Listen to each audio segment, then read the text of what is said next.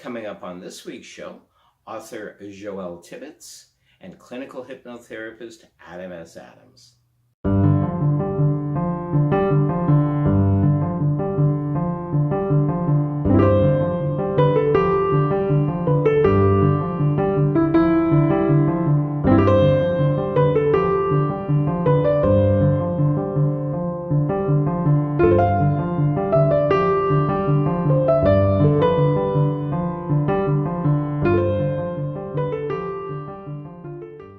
I know you're going to enjoy this week's show, which features the author of the Books of Magda, Joelle Tibbets, fascinating man.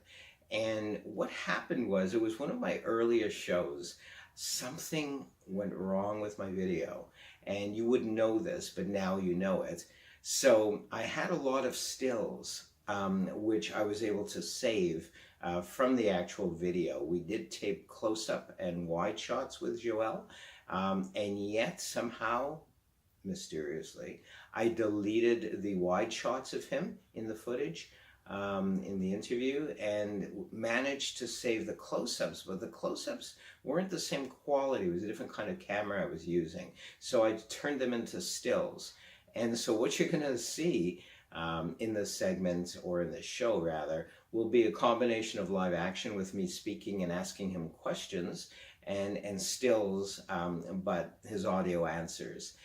Fascinating man, fascinating book. It's one of a series of many. And it's a metaphysical journey, if you will, a quest, but it's a lot more than that. So also we have clinical hypnotherapist Adam S. Adams speaking on worthy or deserving. And that, I believe, was our season closer, if I recall correctly, a season 10 closer. Fascinating. I had, as usual, a discussion with Adam about worthiness versus deserving, the differences in energy. And his responses and our ensuing dialogue is sure to make, hopefully, for fascinating viewership. So join me now for clinical hypnotherapist Adam S. Adams and author Joelle Tibbets. Back with Joelle Tibbets. How are you today, Joelle? I am very well. How are you? I'm awesome. I'm excited to have you on the show. I'm so excited about your book. It's actually a series of books. I kind of narrowed it down to calling it a quest. It's much more than a quest, isn't it? Well, there are quests in it. There's a number of different narratives, but really, if you do think of it overall as a quest, it's the exploration of consciousness. Yeah. So the books are set in a fictional solar system, and each book has different characters, different place settings, and over time the solar system changes, and so does the overall consciousness awareness of humanoid life there as well. Wonderful. I love that whole mystical aspect. I mean, the whole thing is, with all due respect, what I'm getting out of it, even without having read the book yet, I can't wait until it's released. When these folks are viewing it, it'll be around September 23rd or so. So this is airing before, but we're going to keep showing this until people get sick of it, post-release. But it is an inner journey. And it's, I've listened to your music as well, about 12 cuts, and it took me places. It took me places that I didn't even know existed or suspected. And I have a feeling that your book is much the same, that it will take people places on an inner journey that they've never been before, or perhaps have suspected. And hopefully they're going to come out the other end, for lack of a better description, different. Well, it's interesting you talk about the music and the book at the same time. It is a rather unusual pairing. So there are 7 books in the whole series. The first one is coming out very soon, but for each book there is an album of music. And the intent behind that is twofold. The first is that the music to the books is very much like celestial movement to human activity. I am not drawing literally from any modalities, let's say astrological, but what you talked about of the experience you've had, I would say, without me directly saying that is the experience you're supposed to have, the intention of the music is to halo the books, complement the books in ways that are non-literal or linear. So that experience it's very nice to hear, because that's certainly what has happened for me in the creation. I was writing the books and creating the music at the same time. So there was a back and forth through that process. It's very, very exciting, and I might add, it wasn't just one experience, it was a multitude of multi-layered experiences. And every time I listen to the music, again, a whole series of other experiences, which means either I'm being drawn in deeper or differently, or various places that exist. Now, for me, I'm coming from a new thought metaphysical perspective, if you will, which means the mind is the key to everything. The mind is the key on so many levels to who we really are, to where we're going or where we've already been, because if you subscribe to this, and I suspect as many of our listeners and viewers out there understand, past, present, and future exist simultaneously. And as such, if one listens to your music and or will read your books, they will also experience, and perhaps, hopefully, the lines will be blurred a little bit as to past, present, future, who we really are, which is, I believe, higher intelligence, for lack of a better term. But your book is not only a journey, it's a quest, if you will. To me, it's a key, one of the many keys to oneness. Would I be anywhere accurate in saying that? Well, I love the use of the word oneness instead of saying one, because from my view, the word one is oneness. You can only talk about oneness. You know, we contend with this issue that seems to be about separateness. So for the series of books and the work that I'm doing around it, there are some fundamental concepts that I have that I'll actually use in workshops or guided meditations that I do to bring people into the very similar things you're talking about. And one of these ideas is integration, which is how I would speak about oneness, because in that definition of integration is our participation. So we can talk about an inherent unity, but how do we participate in that? And so as you're using the word oneness, I feel that is, and you spoke of using mind, for me, that pursuit of participating in oneness is recognizing experiential richness, which is multidimensional, multifunctional, and still there's much to explore. I think that we, as Carl Sagan said, the people who will go to Mars or further are not us. So this idea of all time, present, past, and future happening simultaneously is just a piece of that spherical way of conceiving of being and experience. Yeah. Awesome. Let's talk a little bit about sacred geometry. I couldn't help but notice symbols. I believe they're on the book cover, perhaps throughout the book, certainly in your advertising, your promos, your website. And that speaks to me, hopefully it speaks to everyone else out there too on a number of levels. Let's briefly talk about sacred geometry, its place within your works. Okay. Well, just as a preamble, I started working with creating my own symbologies when I was younger, but I didn't really actively engage with it until I started studying music composition. And right out of the gate, I started making these titles that were graphical expressions of my experience of writing the music. And that led me to spend some time engaging with a number of different iconographies, symbolism, forms of symbolism, and graphically representing things, whether it was Egyptian hieroglyphics or world lines in quantum mechanics or different forms of sacred geometry. And what happened for me was the actual first title of the book was a very, I'm sure a lot of people will understand this, intuitive experience where it just happened. And I couldn't let go of it. And over time, I recognized that not only was it a titling system, but it actually has a number of embedded meanings and intentions, which I'm afraid I must tease you with saying I cannot reveal them at this time. Because as there are 7 books, the 7th book really is where I'll be revealing a lot. In fact, there will be appendices of how I created a lot of things. But the use, very simply, of the geometry in the books is that there is a title, a graphical title, but then there are variation expressions that appear supposedly randomly throughout the narratives.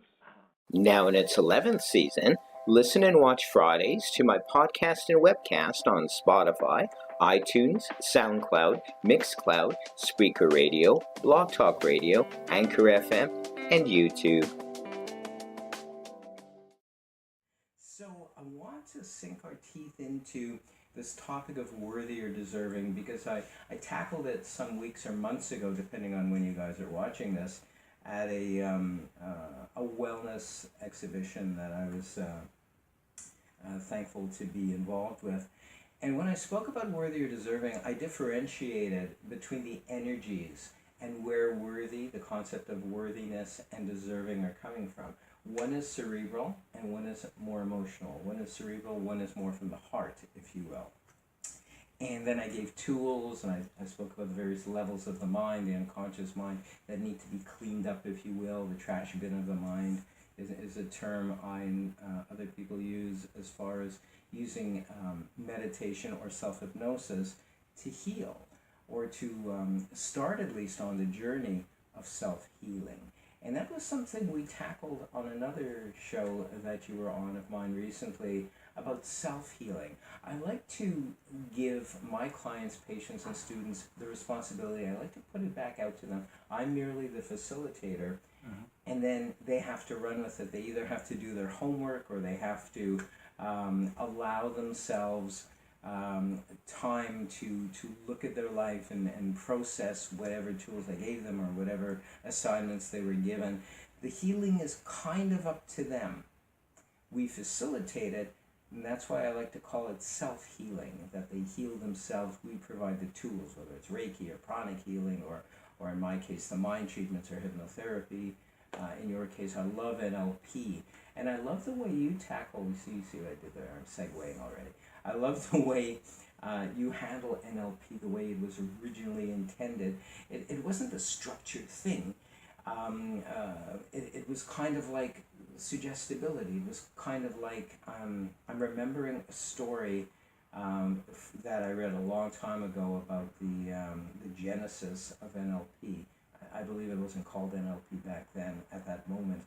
But there was a child that was a bedwetter, and the dad brought him to this doctor, to this therapist. Right. And the doctor was dropping words like, oh, you're strong, you're pretty strong, and oh, your muscles must be pretty strong. And he planted these ideas over time, over visits, right, so that eventually the child felt strong on a conscious and unconscious level and was no longer wetting the bed. And that's a long-winded way for me to explain kind of how you do it. Hanging out with you, for lack of a better term, as a friend or a compeer, or even as a patient, if I were to come to you, you're very subtle the way you do your work. It's not this sometimes hit them over the head unless they need it. Sometimes, you know. Sometimes, and not all the time. Directness is the right approach. And sometimes you have to build rapport, and you have to build trust, and you have to build demonstrable competence. So for me, I know that, to get back to the topic at hand, I know how good I am. If you haven't worked with me, you don't. And yes, I've got a lot of certificates I can wave at you, nearly 60, and that can get exhausting. But you need to know that the person you're working with sees not just their worth as a coach and a therapist, but is doing it to help you recover your worth. Because when you feel worthy, you're far less likely to develop. Yeah, I mean, there are exceptions, but in many cases, you'll be able to avoid illnesses and all kinds of unnecessary trauma. Because you won't settle for less.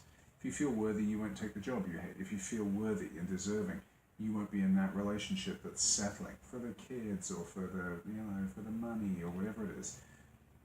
And I'm just as guilty as anybody else, so I want to be clear on this. I'm not sitting on a mountaintop casting lightning bolts of wisdom down.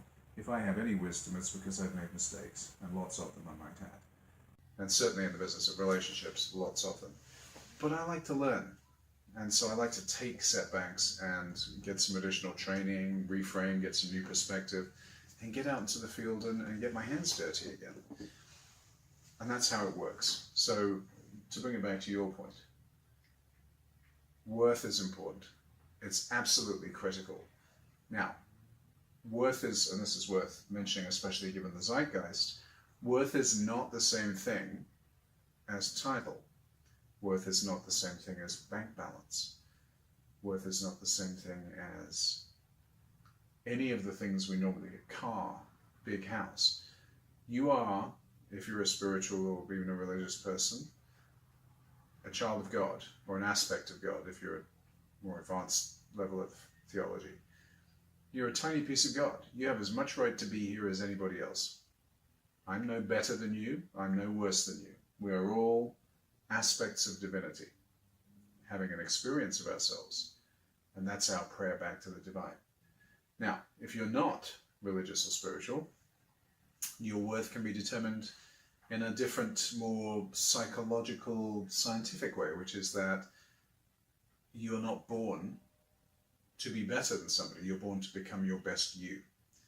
And so the process of developing worth is a process of returning to the understanding that you matter, that you have a purpose here. And it's not for me to tell you what your purpose is. People think often that a hypnotherapist, I'm sure you've had this, as a hypnotherapist or a coach, we have the received wisdom and we're going to say, oh, you need to do this and you need to do this. I'd actually disagree with that. I'm a lousy sheeple. I would say to you, the problem you have, having never met you, is you must reinvent better. The problem is that you're stuck in one spot, consistently singing the same old song again and again and again, and wondering why you're bored, which leads to low energy levels, or you're miserable because you're not honoring yourself. So your worth is that you can get out and make anything happen. You can make anything happen. And when you were a kid, you knew that. You didn't need to tell. Every kid knows this. They're going to be an astronaut. They're going to be a space invading guy, or Pokemon hunter, or whatever. I mean, I'm showing my age here, but the reality is you can still do it. That old thing about old dogs and new tricks is baloney. You can, when you understand your worth, create your own life. And I guess on a more fundamental level, that's what we're talking about today. Yes. Your right to create the life that really, really makes your heart and soul sing. And for most of you, I'm sorry to tell you, that's not happening. I wish it was. The world would not look like it does if your soul was singing when you went to work, if your soul was singing at the romantic partner that you have, if your soul was singing at your contribution to society, community, your children. But it's not. And for many people, that is not a value system that is contemporary. That's a mistake, in my opinion. I agree, totally. If your soul is not singing, and I love that term, by the way, what is stopping it? Usually yourself. Right. And I hate to lay blame on ourselves, but really to take responsibility is the most important thing. We can blame our parents. We can blame abuse. We can say, oh, they've driven me to alcoholism, or they've driven me to drug abuse, or they've driven me to low self-esteem, blah, blah, blah, blah, blah. But we have the tools, both internal and external, Right. to relinquish these so-called issues, these hindrances to having our souls sing. And you are one of the greater facilitators of that process, if I might, That's very kind of you. if I might say that.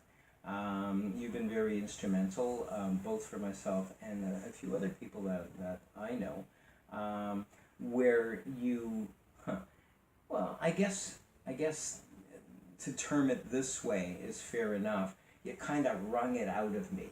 You kind of, I'll give a subtle way and I'll give a not so subtle way where you helped me to help myself, if you will.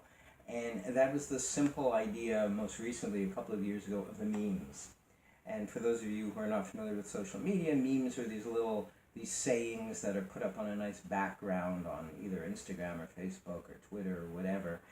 And I remember you weren't scolding me, but you were more or less instructing me one day over coffee at... It's provoking you. Provoking, I love that. I provoke. He's a provoker, I'm a provocateur. professional. I'm a professional provocateur. Exactly. I challenge, I stimulate, I take a heavy mallet to fixed ideas and concepts that don't serve. And with some people, such as myself, that's necessary. I'm sure you could have been a little bit more heavy-handed. Sure is for me too. But your intuition kind of knows just how hard or not to go on the person. And with me, it was greatly appreciated. You kind of hit me over the head, metaphorically speaking, and it's kind of like I woke up. It's like, yeah, I have so many books out. Why don't I quote myself?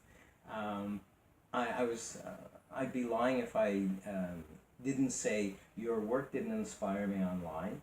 I believe you had posted some sayings and some wisdoms by Adam S. Adams, and I kept digging up other people's wisdoms, Right. which is still happening on social media, and there's nothing wrong with that if it inspires others.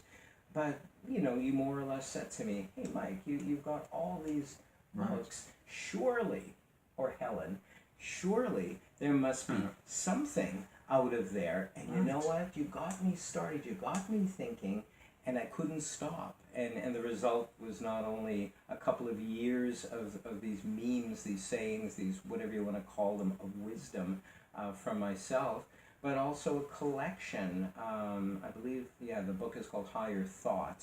It's on Amazon. There's a shameless plug of some of these memes that I've posted.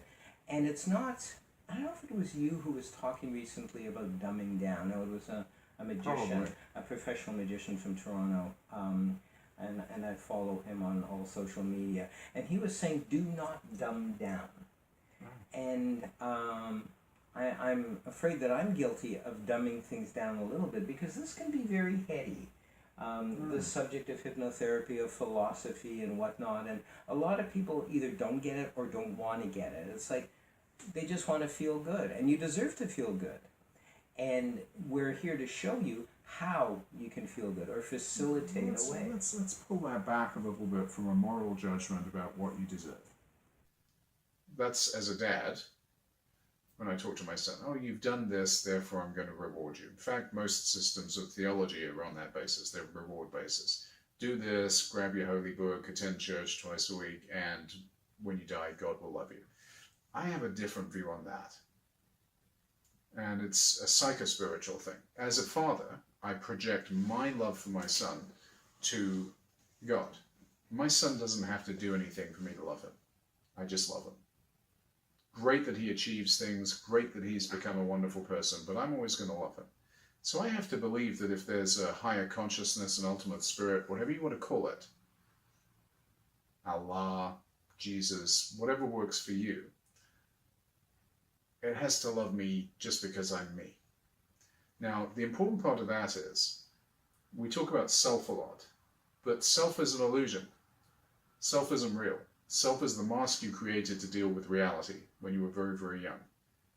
And part of the problem is that you've become so convinced that yourself is real that you forgot who you are. It's true for me too, a voyage of discovery that is ongoing for me. So I make no representation that I have all the answers. I make no representation that I'm perfect. I make no representation that I'm the wisest guy in the world. What I can share with you is this. You become who you spend time with. So, having good friends like Mike, 20 books. I want to hear his wisdom. 40. 40. Over My 40. God, well, it's been a while. It's been since the first season. The point is, you become who you spend time with. In technology, they have this wonderful expression, garbage in, garbage out. So you turn on the TV, you watch Dog the Bounty Hunter, you watch some reality TV shows. That's not enhancing your ultimate you. It's mindless entertainment.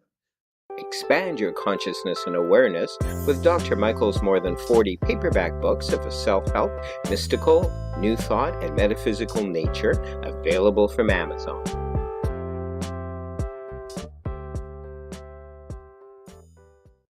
Thanks so much for joining us this week.